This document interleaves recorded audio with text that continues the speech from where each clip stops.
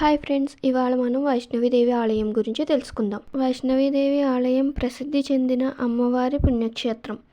వైష్ణవీదేవిని మాతారాణి అని, వైష్ణవి అని కూడా సంబోధిస్తారు. ఈ ఆలయం ఉత్తర భారతదేశంలో నుంచి జమ్మూ కాశ్మీర్ రాష్ట్రంలో జమ్మూకు సుమారు 65 కిలోమీటర్ల దూరంలో ఉంది. ఎత్తైన హిమాలయ పర్వత ప్రాంతంలోని త్రికూట పర్వత శ్రేణిలో ఉంది.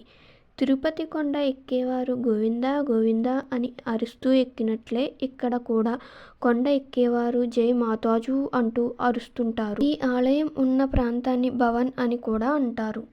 భక్తులను గ్రూపులుగా విభజించి వారికి ఒక నెంబర్ ఇస్తారు. దాని ప్రకారం భక్తులను ఆలయంలోనికి అనుమతిస్తారు. ఆలయం లోపలికి సెల్ ఫోను, కెమెరాలు అలాగే తోలుతో చేసిన ఏ వస్తువును అనుమతించరు. వైష్ణవీదేవి 3 రూపాల్లో మనకు దర్శనమిస్తుంది. అవి మహాకాళి, మహాలక్ష్మి, సరస్వతి.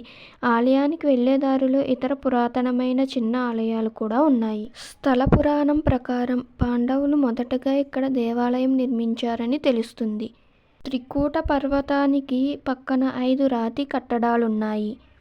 వీటిని పంచ పాండవులకు ప్రతీకగా స్థానిక ప్రజలు భావిస్తారు.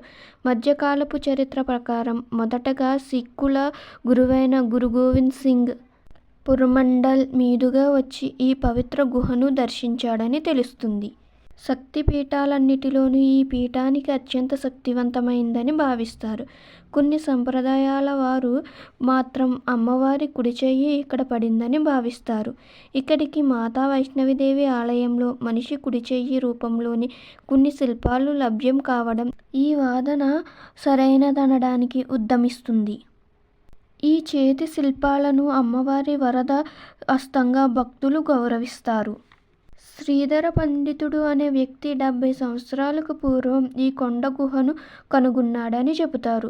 తన ఇంట్లోనున్న పూజా సంపుటంలో అమ్మవారి విగ్రహం మాయమవ్వడం చూసిన శ్రీధర పండితుడు కటిక ఉపవాసం చేస్తూ అమ్మవారికి మొరపెట్టుకోగా కలలో దర్శనమిచ్చిన అమ్మవారు తాను పర్వత సానువులలో ఉన్నానని, దారి చూపించిందని, ఉపవాస దీక్ష మానవలసినదిగా ఆదేశించిందని, ఆమె ఆజ్ఞానుసారం శ్రీధర పండితుడు వెతుక్కుంటూ వెళ్ళగా 3 రాతుల రూపంలో అమ్మవారు దర్శనమిచ్చిందని చెబుతారు. ఆ 3 రాతులే మహాసరస్వతి, మహాలక్ష్మి, మహాకాళి అవతారాలుగా శ్రీధర పండితుడు పూజించాడని చెబుతారు. తరువాత ప్రసాదంగా శ్రీధర పండితునికి 4 కుమారులు జన్మించారని, తరువాత శ్రీధర పండితుడు తన శేష జీవితాన్ని అమ్మవారి సేవలో గడిపాడని ఒక స్థానిక కథ ఉందంట.